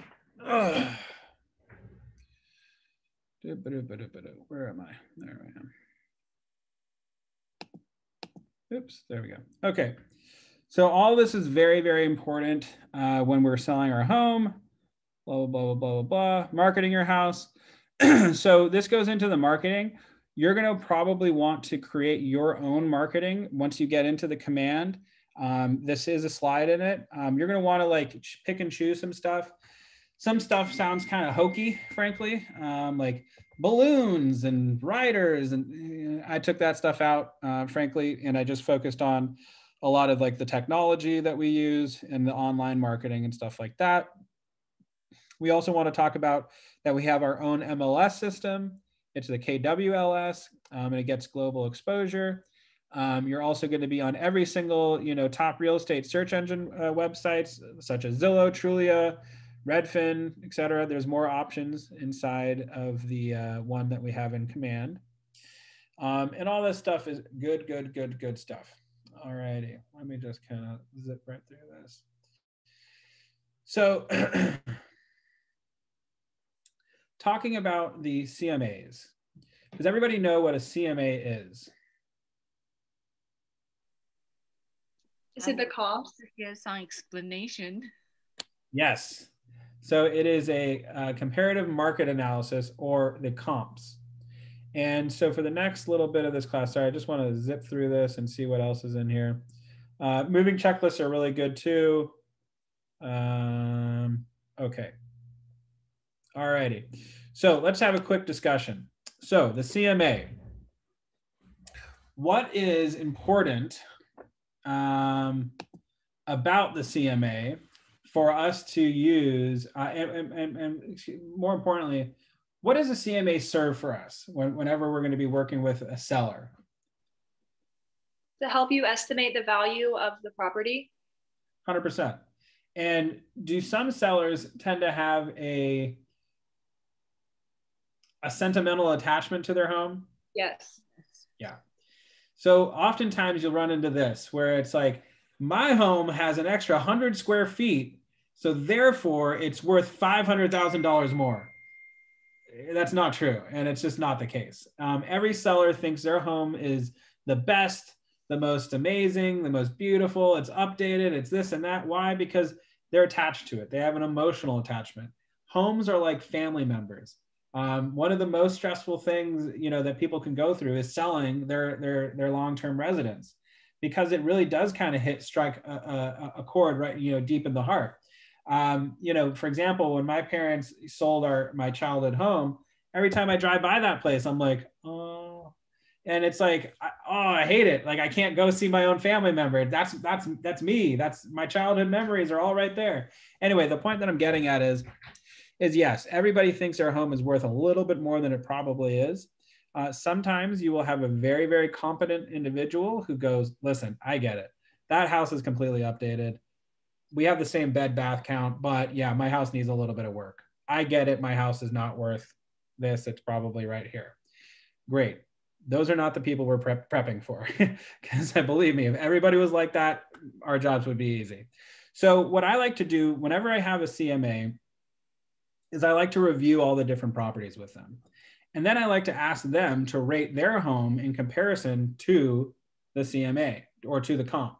So for example, if I'm in West Bel Air and I'm on Linda Flora Drive, and the person who wants to sell their house has a 3-bedroom, 2.5 bath, and it was built in 1970.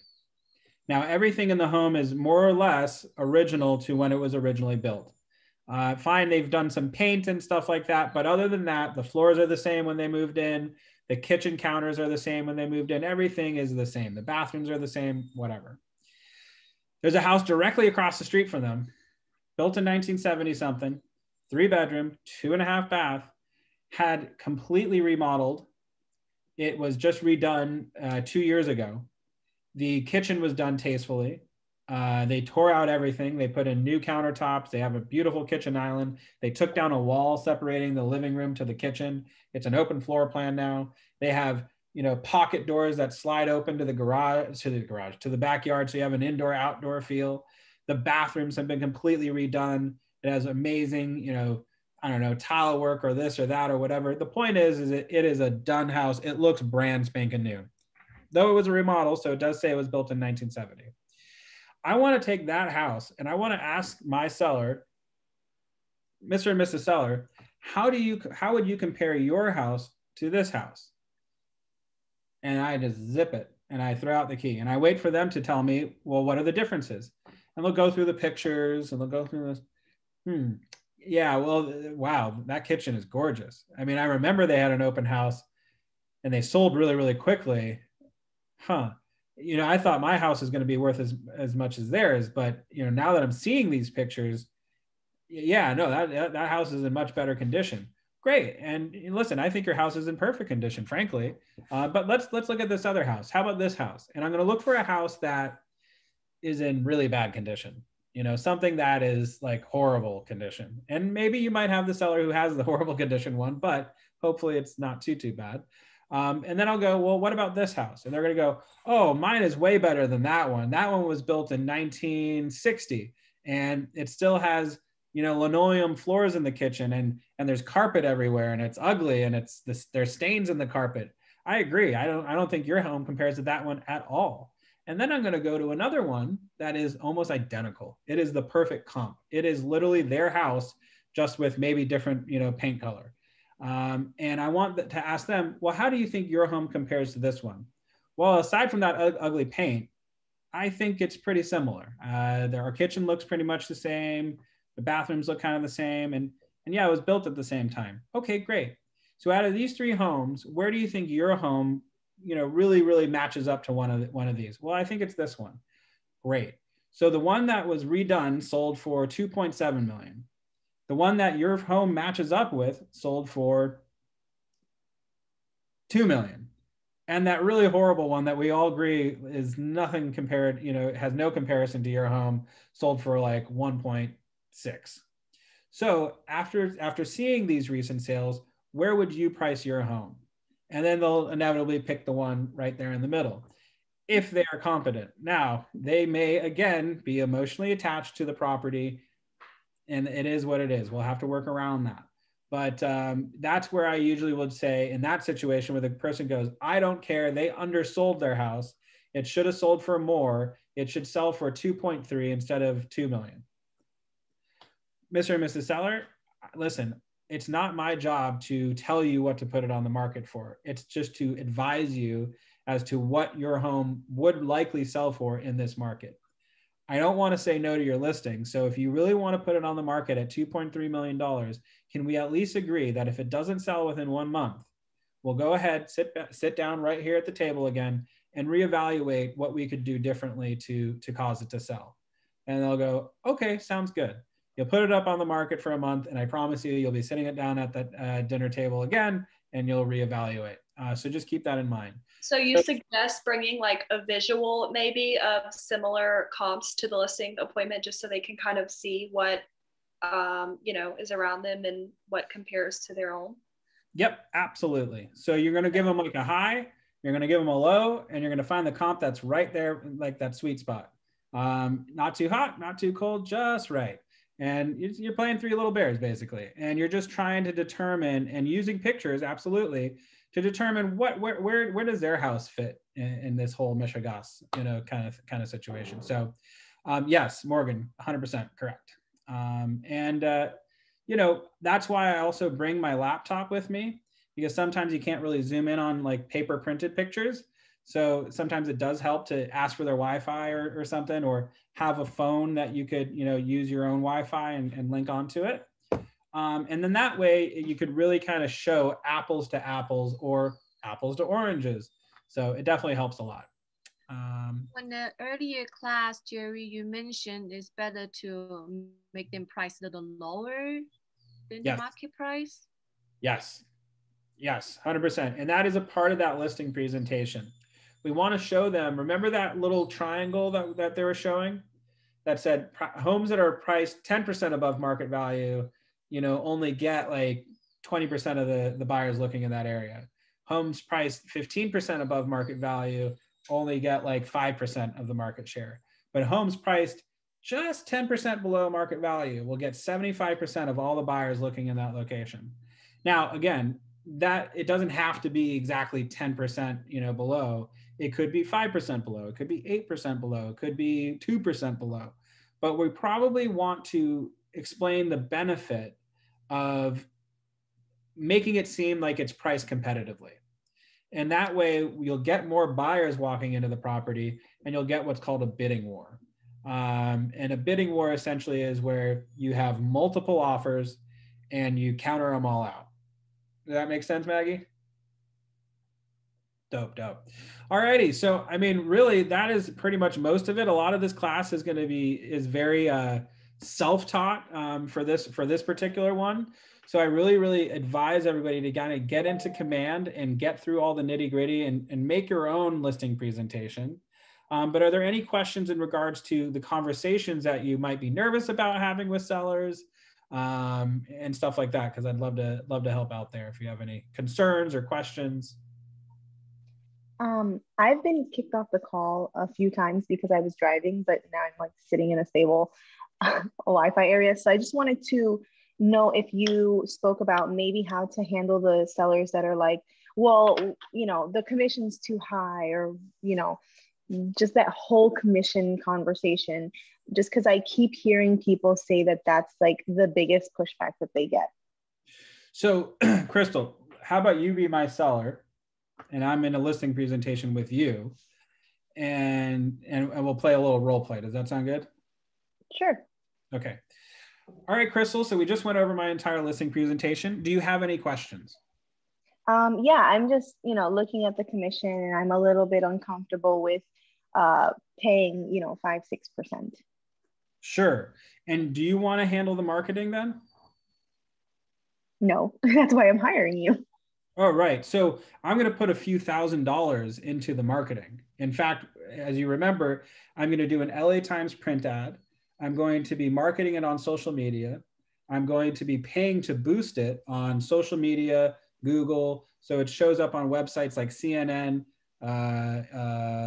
Wall Street, whatever. I forget what's on my thing.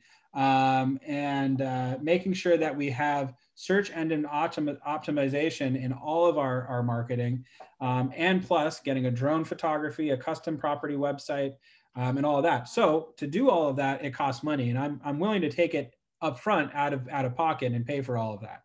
So that's part of my commission. But Crystal, I have a question for you.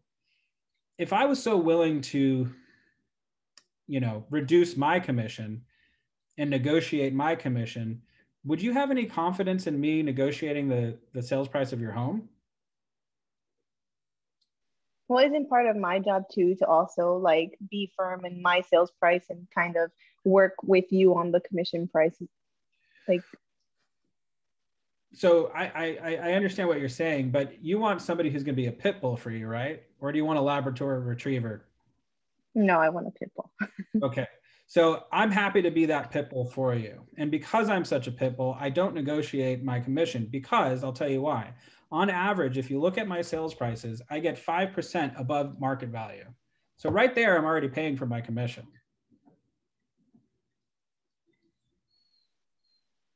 I don't have anything to say. Okay, great. So let's do the right thing and sign the listing agreement. I'd love to get to work for you and get this on the market within the next 2 weeks. Sounds good. The point is we're trying to build value. Whenever we're selling a house, and why they choose us above somebody else, it's value. And in the absence of value, then yeah, we only argue about price. If you want, hate to use these two analogies, but if you want a really good burger, you could either go to McDonald's or you can go to In-N-Out. In-N-Out's going to be a little bit more expensive, but I think it's a little bit of a better product, frankly. So if you want something super, super cheap, you can go to the dollar menu on In-N-Out, on McDonald's, or you can get a nice juicy double at In-N-Out. So, that's kind of what we're talking about here. And we need to be able to relate that in terms of real estate to our sellers. So always focus on the objection handler. I'm concerned about price. Well, great. Because of my marketing though, and because of the money that I'm going to put up front, I will get you that better price. But because of that, I need my commission. So make sense? Yeah, absolutely. I mean, I never doubted the value of a real estate agent. It's just, I've been hearing, I've just been hearing a lot of people, just during my own research that are like, oh my God, everybody's asking us to like reduce our commission. And I'm like, oh, that's like. And frankly, you know what I do sometimes when they say, are you willing to reduce your commission? No. Any other questions? And they're just, never mind. Yeah. Sorry to ask. I didn't mean to ask. And you'd be surprised. It's like, no. I unfortunately know this is my livelihood, and I think I deserve what I put into each listing. Any other questions? And they're cool with it. As far as the marketing expenses, are you expected to, like you said, a few grand like per listing? Is the brokerage, do they contribute any marketing, or are you all expected to do it yourself? You're all expected to do it yourself. Now, and which is kind of like, oh crap. Now, admittedly, I'm saying a couple $1,000s. That's if the home is priced adequately, it's in decent condition, and I personally feel like this is going to sell 100% at this price and at this location and this whatever. Now, there's some other reasons why I might want to put a couple $1,000s into marketing. If it's a location that I really want to do business in, it's a location that I want to lead generate in, and the price point is a price point that I want to be in. So it'll kind of like boost your business essentially. So it's kind of like investing in, Yeah, pretty much. And another reason why you want to do it, it's not just marketing for the listing, it's also marketing for yourself. So you're potentially going to get buyers and sellers off of your marketing pieces. So there's an incentive for you to do that. The reason why people market a whole bunch and put a lot of money into a marketing package for a listing, it's not so much for the listing. It's for you. You want people to know you. You want people to go, oh, I know Morgan. I've seen all of her stuff on Instagram and Facebook with those really crazy $6 million homes in the bird streets. Like, yeah, you know, that's what you're marketing for. You want to get your name out there. But in addition, it helps you sell the house. But now to answer your question a little bit further, if I have, let's say, and I'm not doing any more or any less in terms of, you know, the types of marketing that I'm doing, I know that I can get amazing photography done for $300. Done. Great. That's that. I know I can boost a post for $50 and still get a lot of hits. Great. Done. So let's say I have a condominium for, I don't know, $700,000, $500,000, maybe even $300,000. No, I'm not going to put thousands of dollars into marketing for that property. But I am going to do the same generalized marketing. I'm going to have search engine optimization. I'm going to have Instagram posts. I'm going to have Facebook. I'm going to put a little money behind those posts to market it for a week or two. Now the budget, however, is just a little bit smaller. So I'm still doing all the same stuff. I'm still putting an ad in the LA Times. I'm still doing this. I'm still doing that. But my marketing package might look something closer to like $500 or $600. So it's so maybe you would view it as like a percentage off of the sales price, or, you know, kind of like gauge it that way. Okay. Yeah, 100%. And, you know, the truth of the matter is I want to have consistent marketing with all of my properties, because I don't want somebody to go, oh, you know what, Jared, he markets those, you know, $10 million listings really, really well, but I've seen all of his like condos and he doesn't do shit. Yeah, it looks bad. Yeah, it does look bad. So I want to be very consistent in my marketing for myself, you know, personally. I want my brand to represent excellence. You know, I think I had oh gosh, where is it? I have a belief system that I go over in my listing presentation. A lot of companies that are extremely successful, they market off of their belief system. Apple, for all the dreamers, all the blah blah blah blah, all the da da da. Their initial big, you know, sales pitch was, we're for the rebels, for these people, for those, you know, whatever. And people connected to that. It wasn't the product that they connected with. Listen, Dell, IBM, all the Mac, you know, all those other companies, they've been making computers well before them, or alongside them. And frankly, were bigger companies at the time. But Apple broke through because they had a belief system. They were going off of what they believe in. And so what I like to go over in my listing presentations is, I believe that every single home that I represent gets the same first class, you know, marketing, pictures, blah, blah, blah, blah, blah, blah, whatever. And I follow through with that. You know, a condominium might not need a drone video, obviously, because that might be a little bit weird. But, you know, could it use a video? Absolutely. Does it have to be a professionally shot video, or could it be a video that you do on your iPhone? You know, for $20, you can go on Amazon right now and get a 3-axle, like, you know, whatchamacallit, to make your iPhone videos very, very smooth. A gimbal. A gimbal. Yeah, there we go. Hey, I get paid to sell houses. I don't know all that Michigas, but yes, a gimbal. And you can get that and make really, really great videos on your own. And if you have an iPhone, you have, you know, iMovie already built in. If you have an Android, I'm sure there's an equivalent, you know, editing software, and you can make really, really great videos. In fact, I've gotten in the habit of, when I'm just showing houses to buyers, I make a video for it. You know, fuck it, who cares? It shows like my dedication. So, you know, you can do a lot of stuff. It doesn't have to be $2,000-$3,000. You know, so hope that answers. It does. Cool. Thank you. Awesome. I think you're on mute, Ari. I just saw that. Thank you. How would you go about advertising like listings that aren't yours? Because I know you could like advertise listings that are the companies, not like specifically like a specific broker. If that makes any sense. There's a lot of people are going to disagree with me in our office. I know some people do not believe in advertising other people's listings. I was taught by the owner of Rodeo Realty I won't say, well, anyway, I was taught by somebody at Rodeo Realty who's very high up. I also confer with a lot of other top producing agents. When they're caravanning, there's a thing called broker caravan. We have not had the pleasure of experiencing that because of the coronavirus. So we don't do brokers opens on Tuesdays anymore. We will soon. But what it is a time for all real estate agents to go to real estate only open houses. So the only people going to these things are agents. There's no buyers, there's no neighbors, there's no nothing. It's just real estate agents. And the whole purpose of that is for one, for us to know the inventory, and two, for other agents to promote that agent's listing. They want you to take pictures and go, wow, I'm on Broker Open right now. I'm looking at this great new listing that just came on the market, listed by X, Y, and Z from X, Y, and Z brokerage.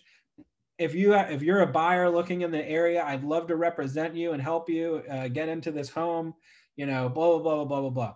Yes, you should never, ever, ever, ever say that it's your listing. You should never, you know, make it sound like it's your listing. You should be very clear that you are looking for a buyer, or you're working with a buyer, or you just stumbled across this amazing home previewing properties. And then at the end, you also want to say, you know, if you're doing a video, you might want to verbally say, this listing is X, Y, and Z from this brokerage. Or you could just put it in writing. Like, for example, I just did a video recently of a condominium that I was looking at.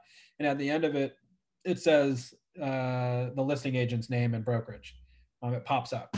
And so now, could she be upset that I did that? Maybe. But the way I look at it is, and I would retort to her, I'd be like, why are you upset by that? I'm giving you free advertising. What's the big deal? It's just because like most of like my clientele are just like younger, like, you know, they just got married, they're like trying to move into like, you know, like a new home or something like that, like just had a kid. But it's, since I don't have like my own listings, I feel like I can't show them what houses, you know, like are out there like on the market right now. So it's like I'm like just trying to see like how I would go about that, as in like advertising houses, just so it's like they're like a little bit more not pressured, but it's like they're a little bit more how would I explain it? I'm gonna say pressured. They're a little bit more pressured to like actually buy a house. If that makes sense. Right. Yeah, I mean, so I hear you on that. Don't worry about it too much. If you don't have listings to promote on your Instagram or whatever, just talk to some people in the office. Hey, can I show off your listing? Hey, can I make a post about your listing? It's that easy. If you are going through a showing with your buyer and you're showing them properties, yeah, take your phone out and, you know, just take some pictures, you know, make a little video, you know, hey, touring some homes with my buyer right now. You know, don't make it into your listing. Be like, hey, I'm showing this for my buyer, and here's my buyer, by the way. You know, make it personal. You know, so don't worry about that too much. But typically, if you ask an agent ahead of time and just say, hey, I really love this listing. I'd love to make a little video about it on my, you know, Instagram.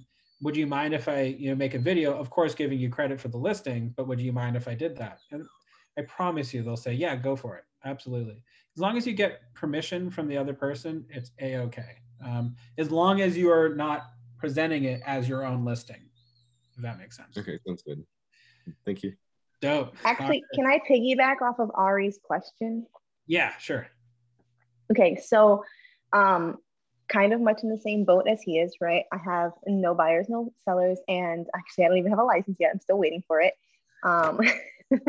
But so part of like this big master plan that's been sitting in my head is kind of promoting other people's listings. So for example, making a TikTok, like reaching out to a bunch of listing agents that I see online, just saying, hey, can I come in and, you know, do a walkthrough of the house? You give me just kind of a rundown of all of the important pieces of information that's, you know, pertinent to this house that maybe a buyer would be interested in. Can I make a TikTok video? Can I make a Instagram reel? Can I just like be this like obnoxiously loud, crazy person on the internet, but talking about your listing? And, you know, obviously saying like, thank you to the listing agent, Jared McClinsky, or, you know, whoever. Is that like, obviously they wouldn't be all within our brokerage. Is it okay if we speak to people like from Compass or from Remax or? I'm going to say yes. There are going to be some people within our brokerage, outside our brokerage, who will say, no, that's inappropriate. You should never do that. They have valid reasons. If somebody decides to rescind their, yeah, sure, you can do that, and wants to really be a jerk about it, they could go, hey, they're promoting a listing and it's not theirs. They could technically do that. But again, that's why I always say, be very specific. This is not my listing. This is their listing when you're promoting it. Now, you don't have to be like, don't give me any credit. Make it about like, this is what I do for all my buyers, something like that.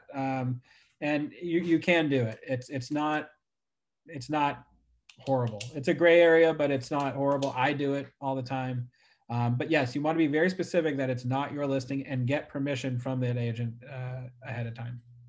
All right. Sounds good. Any other questions that we have? Awesome. Well, thank you all so much. Again, please get onto Command and try to mess around with the listing presentation. I know a few people are not licensed yet. So don't worry. Whenever you are licensed, hit me up and I'll walk you through it. But yeah, it's really, really easy. It's touch and go, drag and drop. You can do it pretty easily. And yeah, other than that, I hope you all have a awesome rest of your week and kick ass this weekend and go get some sales. Thank you. Have a good day. Jared. Thanks, Jared. Cheers, y'all. Have a great one. Bye. Bye.